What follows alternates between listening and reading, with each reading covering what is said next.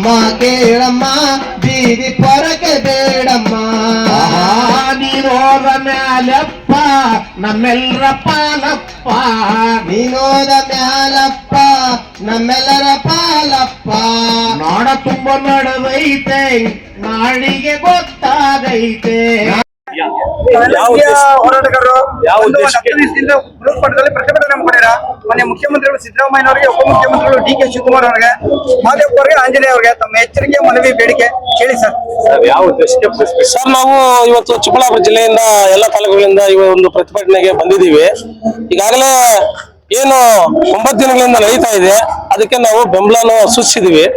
ಉದ್ದೇಶ ಇಷ್ಟೇ, ಏನು ಸುಮಾರು 35 ವರ್ಷಗಳ ಹೋರಾಟ ಇವತ್ತು ಒಳ ಮೀಸಲಾತಿ ಜಾರಿ ಆಗ್ಬೇಕಂತ ಹೇಳಿ ಬಹಳಷ್ಟು ಹೋರಾಟಗಳು ನಡೆದಿದೆ, ಬಹಳಷ್ಟು ತ್ಯಾಗಗಳು ನಡೆದಿದೆ, ಮತ್ತೆ ಬಹಳಷ್ಟು ದೌರ್ಜನ್ಯಗಳು ಕೂಡ ಒಳಗಾಗಿದ್ದಾರೆ ಈ ಸಮುದಾಯದವರು.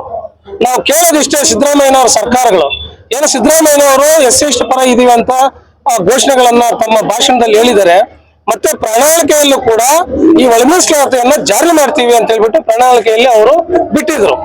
ಅದರ ಒಂದು ಆಧಾರದ ಮೇಲೆ ಇವತ್ತು ನಾವು ಒಳ ಮೀಸಲಾತಿ ಜಾರಿ ಮಾಡಿ ಅಂತ ಒತ್ತಾಯ ಮಾಡ್ತಾ ಇದೀವಿ.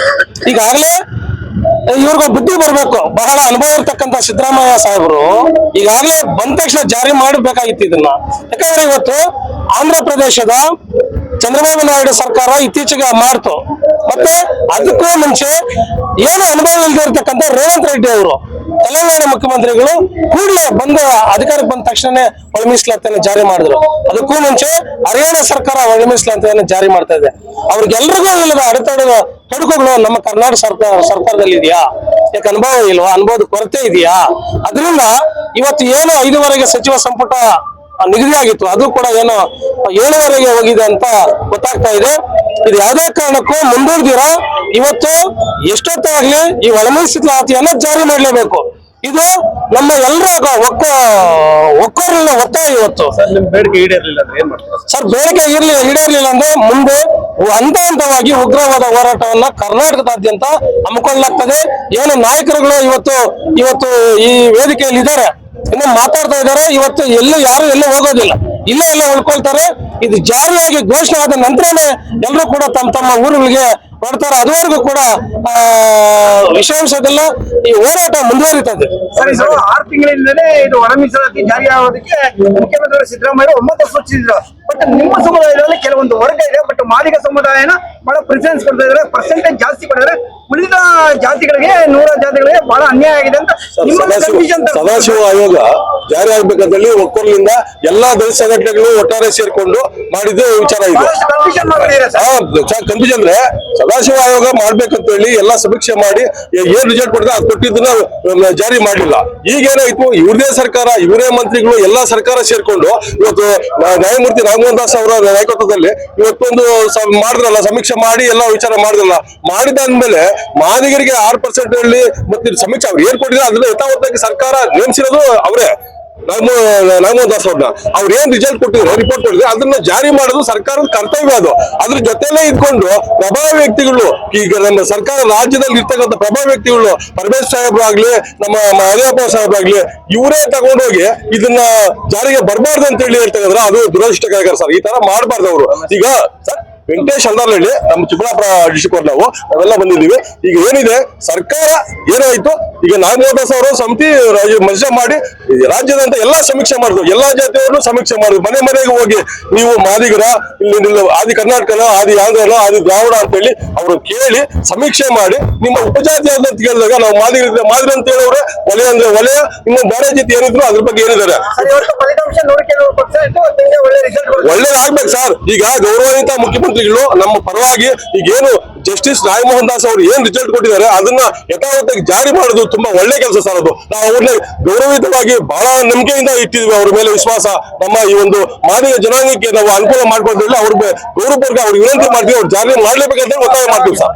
ಈಗ ನಮ್ಮ ದಲಿತ ಹಿರಿಯ ಮುಖಂಡರುಗಳಿದ್ರು, ಅದರಲ್ಲಿ ವಲೀಯರು ಇದ್ದಾರೆ, ಮತ್ತೆ ಮಾದಿಗರು ಇದ್ದಾರೆ, ಪರಿಚರಿದ್ದಾರೆ, ಕರ್ಮ ಎಲ್ಲಾ ಸಮುದಾಯದ ಲೀಡರ್ಸ್ ಇದ್ದಾರೆ. ಆ ಲೀಡರ್ಸ್ ಏನ್ ಮಾಡಿದ್ದಾರೆ, ಅದರಲ್ಲಿ ಪ್ರಮುಖರಲ್ಲಿ ಎನ್ ಮುನಿಸ್ವಾಮಿ ಅಂತ, ಮತ್ತೆ ಗುರುಪ್ರಸಾದ್ ಕರಗೋಡು, ಮರಿಯಪ್ಪಳ್ಳಿ ಅಂತ, ಹಿಂದೂಧರ ಹೊನ್ನಾಪುರ ಅಂತ, ಇವರೆಲ್ಲ ಒಂದು ಟೀಮ್ ಮಾಡಿಕೊಂಡು ಮುಖ್ಯಮಂತ್ರಿಗಳ ಭೇಟಿಯಾಗಿ ಇವತ್ತೇ ಜಾರಿ ಮಾಡಿ ಅಂತ ಹೇಳಿ ಮಾದಿಗರು, ವಲಯರು ಮತ್ತು ಇತರೆ ಕೊರಚ ಕೊರ್ಮ ಸಮುದಾಯದ ಮುಖಂಡರಿಗೂ ಕೂಡ ಇವತ್ತು ಈ ಇತ್ತೀಚೆಗೆ ಈಗ ಮನವಿ ಕೊಟ್ಟಿದ್ದಾರೆ. ಅವರು ಕೊಟ್ಟಿರೋದು ಒಂದು ಫಲಕಾರಿ ಆಗ್ಬಹುದು ಅಂತೇಳಿ ನಾವು ಆಶಾಭಾವನೆ ಇಟ್ಕೊಂಡಿದ್ದೀವಿ.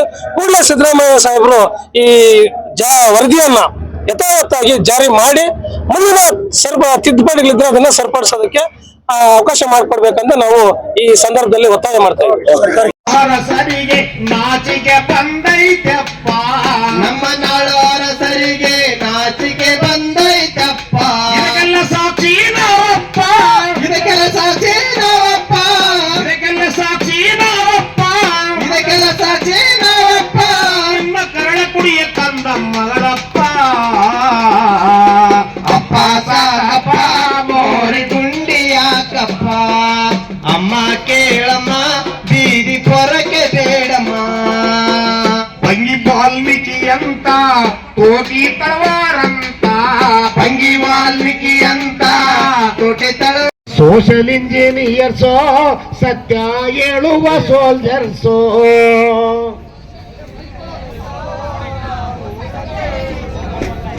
ಕಷ್ಟ ಆಯ್ತಾ? ಸೋಲಗಿದ್ದೀಯರೋ ನಾವು ಸೋಲಿಗಂಜದವರು, ಸೋಲಾಗಿದ್ದೀಯರೋ ನಾವು ಸೋಲಿಗಂಧದವರು. ಶಸ್ತ್ರ ಸರ್ಜನರೋ ನಾವು ಸಾವಿಗಂಜದವರು, ಸಜ್ಜನರು ನಾವು ಸಾವಿಗಂಧದವರು. ಮಹಾಜನಗಳು ನಾವು ಮಾತು ತಪ್ಪದವರು, ಮಹಾಜನಗಳು ನಾವು ಮಾತಿನ ಪದವರು. ಆದಿ ಜನಗಳು ನಾವು ಆನೆಯ ಬಲದವರು, ಜನಗಳು ನಾವು ಆನೆಯ ಬಲದವರು. ಅಂಡ ಪಿಂಡ ಬ್ರಹ್ಮಾಂಡವ, ಅಂಡ ಪಿಂಡ ಬ್ರಹ್ಮಾಂಡವ, ಹೊಂಡ ಪಿಂಡ ಬ್ರಹ್ಮಾಂಡವ, ಅಂಡ ಪಿಂಡ ಬ್ರಹ್ಮಾಂಡವ. ಅಂಗೈಯಲ್ಲಿ ತೋರಿಸಿದವರು